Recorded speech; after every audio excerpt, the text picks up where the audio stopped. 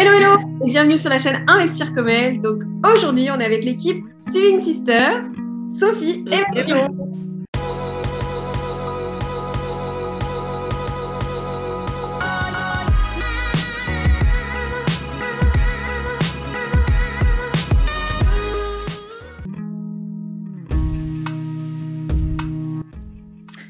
Alors, je suis née à Dallas, aux États-Unis, le 8 août 1994. Et moi, je suis née à Brasschaat, en Belgique, le 27 juin 1996. À Perpignan. Ouais, principalement Perpignan, mais aussi du coup à Toulouse.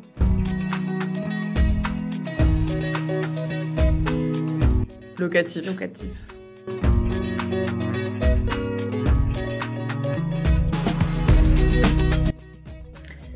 Accompagner le plus de femmes possible à investir, c'est notre cœur de métier aujourd'hui. Et nous, continuer à investir un maximum. Et puis, ouais, la liberté financière en fin de compte, et puis pouvoir partager justement cette envie de liberté financière à un maximum de monde.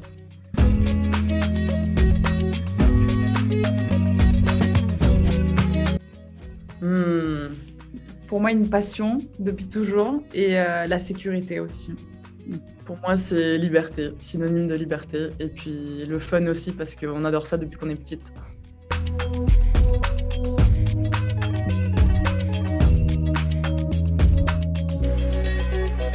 Je pense pas. Pour moi, non. Je trouve qu'il y a des avantages justement à investir en tant que femme. Parce qu'on est plus carré, on est plus organisé. On a peut-être une autre vision que les hommes. Et ça peut être un avantage.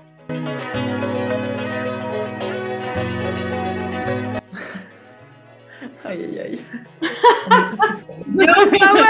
Ouais, pas mal. Parfait. Ok, donc les filles, est-ce que vous pouvez nous expliquer quelles sont vos activités du coup dans la vie? Alors, aujourd'hui, ce qu'on a Val vous dira après ce qu'elle fait aussi à côté, mais ce qu'on a monté ensemble, ça fait un peu moins d'1 an qu'on a donc notre société Saving, qui est du coup derrière Saving Sisters, donc le compte Instagram qu'on a aujourd'hui, par le biais duquel du coup on accompagne des personnes qui veulent investir dans l'immobilier.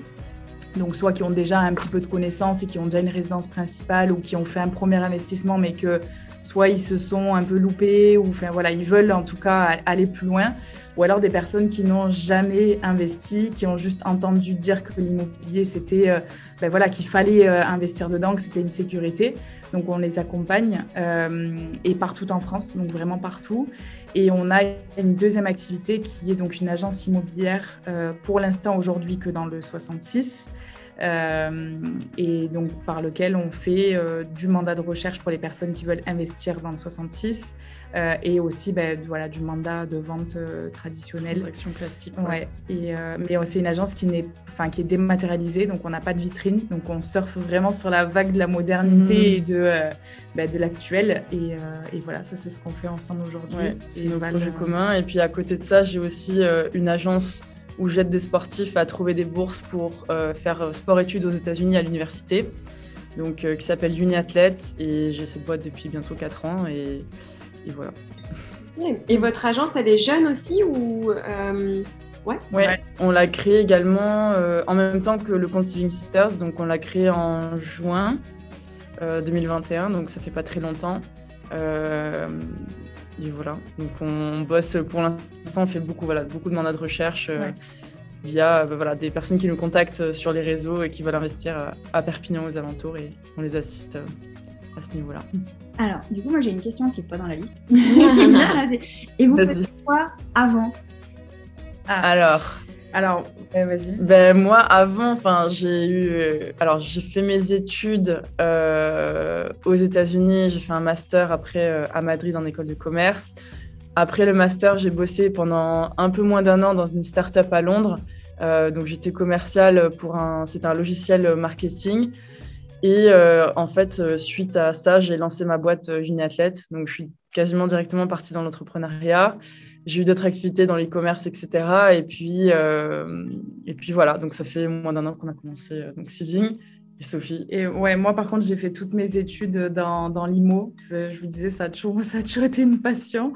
Et donc, en fait, j'ai fait tous mes stages dans l'immobilier. J'ai fait de la location, j'ai fait de la transaction de luxe à Manhattan.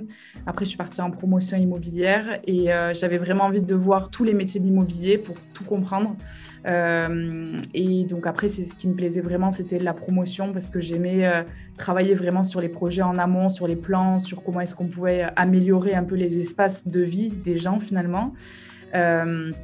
Toute cette relation aussi avec tous les acteurs de l'immobilier, j'adorais ça. Donc du coup, je suis restée en promotion pendant 4 ans à peu près, puisque j'ai fait mon master aussi avec la même entreprise. Donc j'ai fait ça pendant 4 ans. Je m'étais toujours dit qu'avant mes 30 ans, j'allais lancer ma boîte, c'était sûr.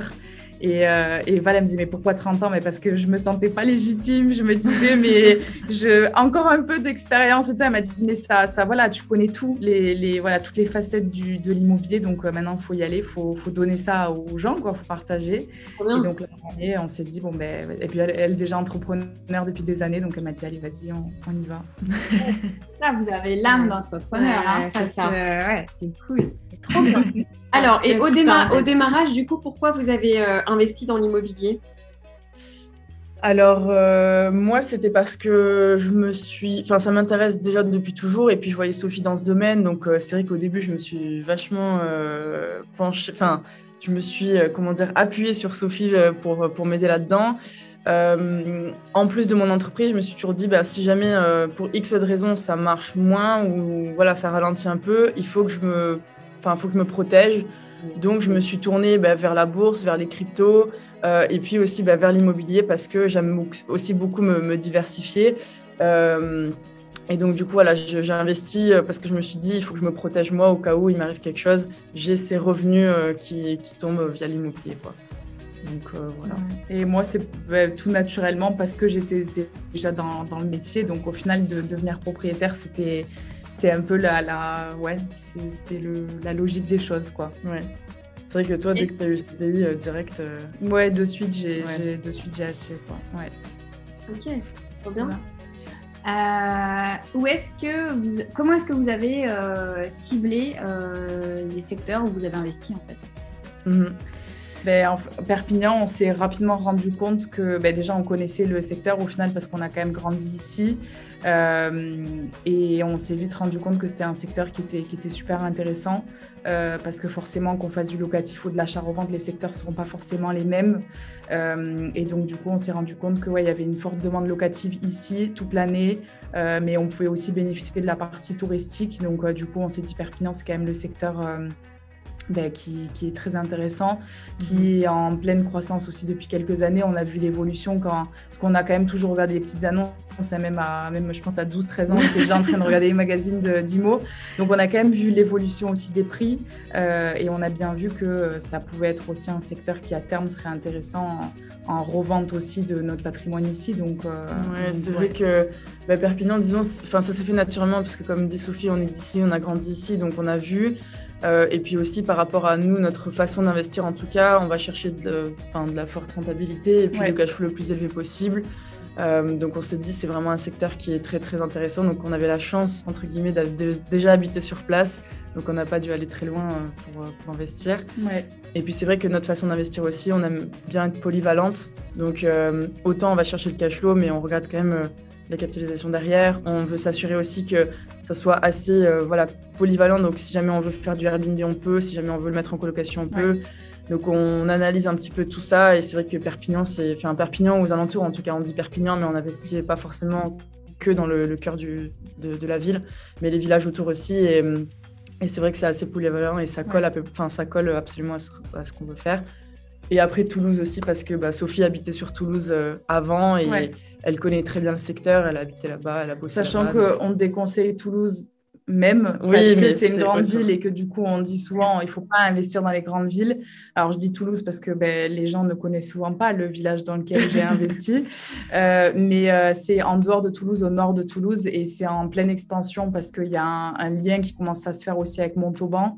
Donc, il y a, ça commence à s'étendre énormément. Donc, c'est un secteur qui est assez porteur aussi. Donc, je sais très bien que demain, il y aura aussi une plus-value là-dessus. Donc, voilà pourquoi j'ai investi là-bas, pas à Toulouse même, mais en dehors, j'y vivais aussi, effectivement, c'était plus simple, quoi. Ok, génial. Alors, donc tout à l'heure, on disait, on parlait des femmes dans l'investissement immobilier. Est-ce que pour vous, ça change quelque chose? Est-ce que c'est plus facile, plus difficile? En fait, alors, dans l'immobilier en général, tout dépend. Moi, je sais que dans mon métier, au début, je l'ai quand même senti qu'être une femme, qu'être jeune, c'était pas toujours si simple. Après, j'étais aussi dans le monde du bâtiment. Donc, c'est vrai que voilà, aller sur les chantiers et devoir coordonner les 50 personnes qu'il y a sur site, alors qu'on a 23, 24 ans et qu'on est femme, c'est pas des plus simples. Après, ça forge, du coup. Donc sur cette partie-là, je dis que c'est pas simple, mais c'est quand même vraiment en train d'évoluer. Je pense que de plus en plus, c'est en train de bouger. Après, sur l'investissement vraiment pur et dur, comme disait Val, je pense que voilà, il y a... on a une vision un peu différente et je pense que tant qu'on connaît bien son sujet et qu'on est confiante de ça, c'est OK, on y va, on va à la banque, on se bat toute seule et on va pas forcément nous dire « et pourquoi vous investissez pas avec votre conjoint ?» et pourquoi... Non, ça se dit quand même de moins en moins. Ouais. Mais ouais, je pense qu'en fait, il faut être droit dans ses baskets, il faut avoir confiance en soi et se dire « on y va ». Et je pense que la plupart des femmes et des jeunes, elles commencent à avoir cette confiance en disant « allez, il y en a d'autres qui le font, j'y vais ». Et c'est aussi ce qu'on veut montrer aujourd'hui. Et on a beaucoup de retours positifs par rapport à ça qui nous disent voilà, j'avais peur en me disant je suis une femme. Donc, c'est des barrières qu'on se met aussi toute seule. Et au final, de voir que les autres le font, ça motive les autres femmes aussi. Et donc, ça bouge, quoi. Ouais, carrément. Je pense qu'il y a eu ce blocage il y a ne serait-ce que 3 à 5 ans en arrière. C'était vraiment différent. Je trouve il y a eu cette vague, en fait, comment dire, de empowerment, je sais pas comment le dire en français, mais je pense que voilà, vous avez compris. Je pense que il y a eu cette vague dans les 2-3 dernières années. On voit même sur les réseaux beaucoup plus de femmes aussi qui créent justement des chaînes YouTube comme vous, des comptes Instagram. Donc on se sent un peu plus légitime en tant que femme aussi et on se sent moins seule aussi. On se sent moins seule et voilà, je pense que ça a pu être plus difficile par le passé. Après, c'est vrai que même encore aujourd'hui, on rencontre des scénarios où oui, tu as toujours un homme qui te prend un peu moins au sérieux, des choses comme ça. Mais je pense que ce n'est plus en tout cas un frein, mais justement une force. Et comme je disais tout à l'heure, on a cette vision aussi féminine qui peut, on peut voir peut-être des opportunités différemment que des hommes, tout simplement. Et c'est une force, voilà. Trop bien, génial. Est-ce que vous pouvez nous dire un petit peu votre situation familiale à chacune et si vous investissez justement seul ou en couple ou en association voilà. Ouais. Très bonne question. Ouais, alors, moi, du coup, je suis célibataire, sans enfant.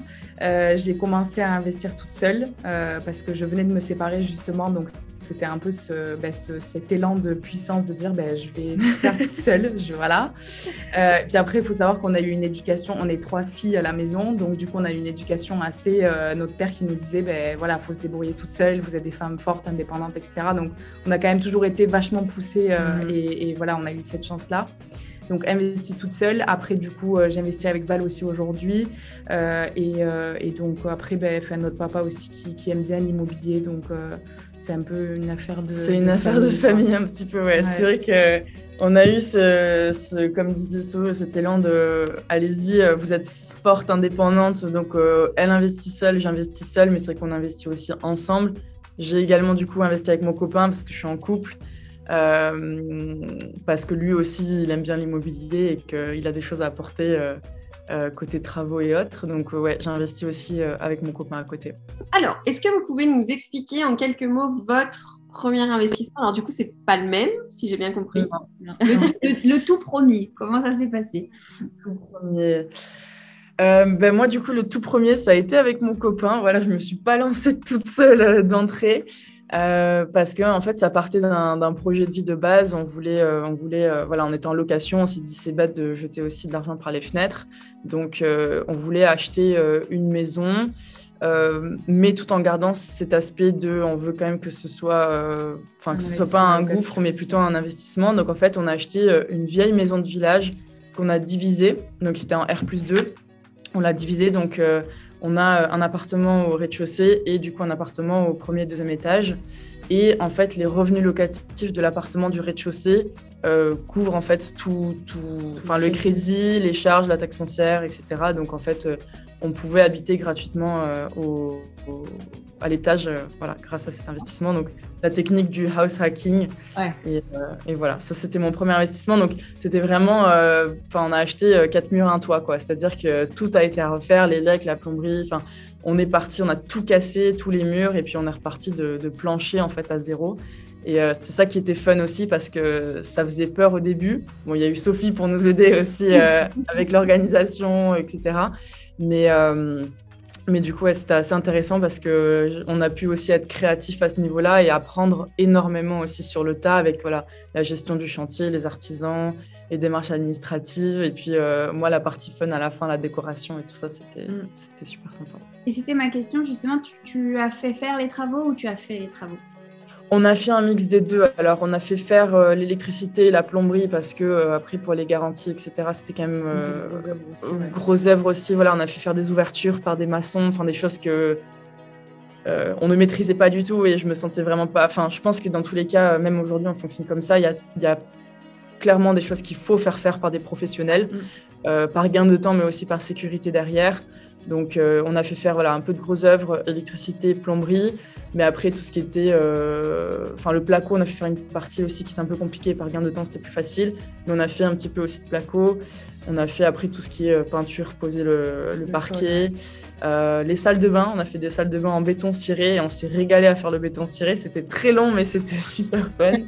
Donc voilà, des petits éléments parce que j'ai la chance d'avoir un copain qui est très bricoleur. Donc, et qui est à son compte aussi. Donc on avait le temps aussi de faire ça. Donc voilà, on a fait un petit mix des deux. Ok. Et toi, Sophie ? Et moi, donc mon premier investissement, c'était au nord de Toulouse. Et alors, c'est ce qu'on déconseille un peu à nos clients aujourd'hui, c'est-à-dire que c'était un achat de résidence principale. Comme ce qu'a fait Val, c'est-à-dire que je n'ai pas mixé avec une possibilité d'avoir un investissement locatif à côté. Donc, du coup, aujourd'hui, c'est un projet qui s'autofinance, mais qui ne me génère pas de cash flow. Et en fait, c'est plutôt du patrimonial aujourd'hui parce que je sais que dans quelques années, il va y avoir une plus-value grâce à ce que je disais, c'est étendu entre Montauban et le nord de Toulouse. J'ai déjà regardé par rapport aux évolutions de prix depuis le Covid parce que j'avais quand même un extérieur et tout ça, donc ça fait que ça amène une forte demande. Donc il y a déjà une plus-value, mais voilà, c'était pas l'investissement en tout cas que je recommande à mes clients aujourd'hui. Mais voilà, c'était mon premier. J'avais besoin de partir de là où j'étais, donc c'était histoire d'avoir la sécurité en fait. C'était surtout pour ça. Ouais, puis ça permet de toute façon de commencer, de mettre un pied à l'étrier et après tu commences. Commence pas sur un truc. Mais c'est ça, c'est surtout d'y aller quoi. Puis c'est bien ça, d'avoir de l'expérience pour expliquer ce qu'il faut faire et pas faire à tes clients quoi. Tu vois, c'est top, c'est trop bien. C'est ça. Pour revenir sur vos investissements donc à deux, en famille, etc. Qu'est-ce que vous exploitez comme type qu'est-ce que vous faites comme type d'exploitation, c'est-à-dire colocation, courte durée, qu'est-ce que vous faites ? Ouais. Là, aujourd'hui, en fait, un peu ce qu'expliquait Val aussi tout à l'heure, c'est qu'on joue vraiment de l'avantage qu'a apporté Perpignan et le 66, c'est-à-dire qu'on choisit des biens qui sont très polyvalents. Alors, on ne fait que du meublé pour l'instant et du coup, ce qu'on fait, c'est qu'on fait de la location de l'étudiant ou du jeune actif l'année et ensuite, l'été, on fait de la location saisonnière. Et après, ce qu'on va mettre en place, c'est un de nos projets de cette année, c'est un gros espace de co-living. Donc, du coup, on recherche sur Perpignan de la maison de ville ou de l'immeuble qui n'est pas proprement divisé, parce que ça, on en a beaucoup, des personnes qui vendent des immeubles en disant il y a 3 ou 4 logements, mais en fait, il n'y a pas de compteur, donc il n'y a pas vraiment 3 ou 4 logements. Ça, on l'entend tous les jours. Donc, du coup, on cherche ce type de bien pour faire un espace de co-living. Parce que là, on a envie de... En fait, c'est surtout pour le fun, quoi, pour la partie vraiment réfléchir au plan, à la déco, comment est-ce qu'on va vraiment améliorer l'expérience de nos locataires. Mais sinon, c'est un mix de location à l'année et courte durée l'été, ouais. Alors, qu'est-ce que vous détestez dans l'immobilier ? Les charlatans. Les artisans qui viennent pas sur le chantier. Non, premièrement, il y a déjà les personnes, parce que l'immobilier, c'est quand même... tout le monde peut s'y former. Aujourd'hui, on a quand même accès à énormément d'informations sur Internet. Mais il y a aussi, je pense, beaucoup de personnes qui se disent c'est cool, avec l'IMO, je peux faire de l'argent, et ils ne voient que ça. Et ils ne voient pas que derrière, ça reste quand même un investissement qui est conséquent. Faut pas non plus le prendre à la légère. Et du coup, il y a beaucoup surtout d'agents immobiliers qui se prônent agents immobiliers et qui disent n'importe quoi. Nous, aujourd'hui, on a la chance d'être capable de s'en rendre compte. Pas le cas, malheureusement, de beaucoup de nos participants. Et du coup, parfois, quand on entend des choses, heureusement qu'on est là derrière pour les guider un peu sur les infos qu'ils reçoivent. Et les artisans, autant Val l'a vécu sur les chantiers, autant moi, je l'ai vécu pendant 4 ans aussi. Mon cœur, ça peut être très compliqué à gérer et à planifier. Donc, c'est vrai qu'aujourd'hui, j'ai l'impression qu'il n'y a plus trop de paroles, en fait. Les gens qui disent oui, je fais ci, je fais ça, ils ne le font pas. Ouais. Et c'est super triste. Vraiment, je trouve ça vraiment triste qu'on ne puisse plus faire confiance, en fait, tout simplement. Ouais, je te rejoins là-dessus. C'est vraiment... moi, en tout cas, c'est l'aspect que je ne supporte pas. C'est quand on dit qu'on fait un truc et qu'on ne le fait pas derrière. Et puis je pense à certains niveaux le manque de professionnalisme de certains dans ce milieu, parce que voilà, c'est un milieu qui à certains niveaux n'est pas très réglementé, comme disait Sophie, au niveau des agents pro, etc. Et c'est vrai que le manque de conseils, nous on le voit tous les jours, il y a des personnes qui nous contactent qui ont fait des mauvais investissements parce qu'ils ont fait confiance à quelqu'un et ils auraient dû se renseigner un peu plus. Et c'est ça qui est un peu dommage, je trouve, dans ce milieu, c'est parce qu'on voit forcément l'argent et que c'est pas forcément positif pour tout le monde. En tout cas, ça amène pas tout le temps des bonnes poires, mais bon, après, dans l'ensemble, ça va. Alors, si on se lance là-dedans. Pour remonter un peu le moral de l'histoire, qu'est-ce que vous adorez dans l'IMO, du coup? Il y a plein de choses. Moi, j'adore aller visiter. J'adore imaginer les espaces, voir en termes de travaux ce qu'on va pouvoir casser, refaire et embellir en fait tout simplement les lieux pour que quand nos locataires rentrent et nous disent j'ai passé un trop bon séjour, ou alors le logement est trop beau, c'est bonheur, quoi. Ouais. et je pense que c'est aussi le monde qu'on rencontre aujourd'hui. Du coup, grâce à l'immobilier, grâce à notre activité, en fait, je pense que j'ai jamais été aussi épanouie que cette dernière année, d'avoir rencontré autant de personnes, en fait, de partager ça avec des investisseurs, avec des professionnels qui sont passionnés, c'est incroyable, franchement. C'est vrai qu'on a rencontré pas mal de monde et puis des personnes qui, du coup, après, on n'a pas forcément tous les mêmes objectifs avec l'immobilier et tout ça, ni les mêmes rôles à jouer, entre guillemets, dans ce monde-là. Mais c'est vrai qu'on partage une passion commune et c'est ça qui est génial, quoi, c'est de pouvoir échanger, d'en apprendre toujours plus, parce qu'au final, l'immobilier, c'est ça, on ne connaît pas toujours tout et on en apprend toujours plus et on voit les idées des uns et des autres. Et cette collaboration, entre guillemets, c'est ça qui est génial.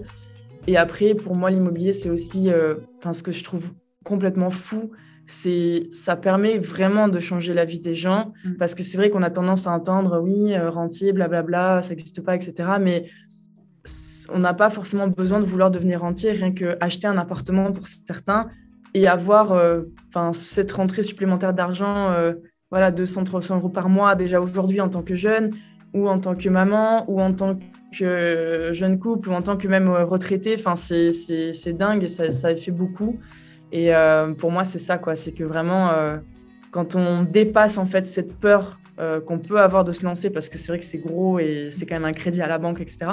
Mais quand on dépasse cette peur, c'est quelque chose de fou et ça peut vraiment changer la vie de gens, quoi. C'est beau. Non, franchement, c'est trop bien. Alors, est-ce que vous avez des mentors? Alors moi, Sophie, c'est mon mentor.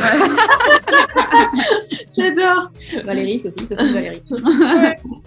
Alors je sais que dans l'immobilier, il y a une personne qui m'a vraiment donné une passion, mais de la partie du droit surtout, parce que moi j'étais très scolaire, j'ai adoré l'école et tout ça, et j'avais une prof, Madame Jam, qui était notre référente en fait dans mon bachelor pour la partie immobilier. Et c'est vraiment quelqu'un que j'admire énormément, qui m'a appris beaucoup sur la partie juridique et qui m'a donné envie de continuer. C'est elle qui nous a poussé aussi la plupart vers la partie promotion immobilière, qui m'a fait rentrer du coup chez le promoteur chez qui j'ai travaillé pendant 4 ans. Donc je lui dois beaucoup. Et après, je pense qu'il y a notre père aussi qui nous a donné vraiment ce boost de, comme on disait tout à l'heure, le truc de vous êtes des femmes fortes, vous êtes des femmes indépendantes, qui nous parlent de tout. Donc, on a eu la chance aussi de pouvoir discuter autant de politique que d'argent, on a parlé de beaucoup de choses. D'investissement, donc c'est vrai qu'il vient aussi très souvent avec nous sur les visites. il a toujours son avis à donner. Après, il est aussi très bricoleur, donc sur la partie travaux, il nous aide. Donc c'est vraiment, je pense que quelqu'un qui, si on en est là aussi aujourd'hui, c'est grandement grâce à lui. Ouais. Et, pour la confiance qu'il nous a donnée, quoi, tout simplement. Ouais. Et après, en termes de mentor, je sais pas, c'est peut-être cliché ce que je vais dire, mais je sais que moi, c'est pas vraiment un mentor parce que je ne le connais pas personnellement, mais Robert Kiyosaki qui a écrit le livre Père riche, Père pauvre, je pense que c'est la référence et c'est un peu cliché, mais c'est vrai. C'est après avoir lu son livre que ma tête elle a fait. Parce que je me suis c'est vrai que j'avais déjà cette pensée entre guillemets d'entrepreneur et c'est vrai que j'ai toujours réfléchi un peu différemment, mais de pouvoir le voir dans un livre et avoir cette vision des choses qui a été confirmée en fait par son livre, c'était fou. Et je me suis, même encore aujourd'hui, des fois je réfléchis, je me dis mais en fait oui, si je veux acheter ça, c'est pas en mode non je peux pas, c'est comment est-ce que je vais faire pour y arriver. Et je réfléchis, j'applique ça entre guillemets dans tous les aspects de ma vie, autant sur le niveau immobilier qu'investissement, que dans l'entreprise et je trouve ça fou. Voilà. Alors, l'immobilier n'est pas de tout repos, donc c'est une citation qu'on aime bien dire. Est-ce que vous avez une anecdote qui vous est arrivée, qui est croustillante et qui mérite d'être partagée? En fait, je pense que cette anecdote-là, ça va venir rejoindre vraiment tout le côté de mon quotidien sur les chantiers pour dire que c'était effectivement très, très épuisant de travailler tous les jours avec des artisans. C'est que j'allais checker forcément toutes les semaines l'avancée de mes chantiers, de mes logements, etc. Et je découvrais tous les jours, j'aurais dû vraiment tenir des annales parce que je découvrais des malfaçons et des choses où je me disais mais ils ne sont pas du tout réfléchis. Et donc un jour, j'ouvre la porte d'entrée d'une des villas et en plus, je savais que les clients qui achetaient cette maison étaient particulièrement pénibles. Et donc, on avait déjà beaucoup de retard, etc. Et en fait, j'ouvre la porte d'entrée et puis je lève la tête au plafond et je vois la douille de l'ampoule. Et je fais passer la porte comme ça plusieurs fois et je montre à l'artisan. Je lui dis, il n'y a pas un problème avec la douille là. Et puis, il me regardait la porte, la douille, la porte, la douille. Et il me dit, non, je ne comprends pas. Je dis, mais là, si je mets une ampoule, je ne passe pas la porte du coup.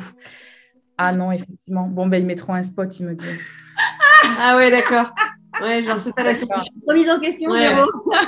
J'ai dit d'accord, ok, merci, vous allez juste la déplacer. Mais tout ça pour dire que sur les chantiers, c'était usant. C'était vraiment, c'était 4 années où j'ai beaucoup bossé parce qu'il y a l'administratif et la pratique, quoi. Ouais, surtout que tu suivais quand même combien de chantiers? À peu près 300 logements par an. Donc tout confondu. Donc une fois qu'ils étaient livrés, il y avait la gestion des locataires. Après il y avait les travaux, il y avait la partie plan. Donc il y avait beaucoup de choses à couvrir. Ouais. Voilà. Et après, est-ce que j'ai une anecdote vraiment je sais pas. Je pense que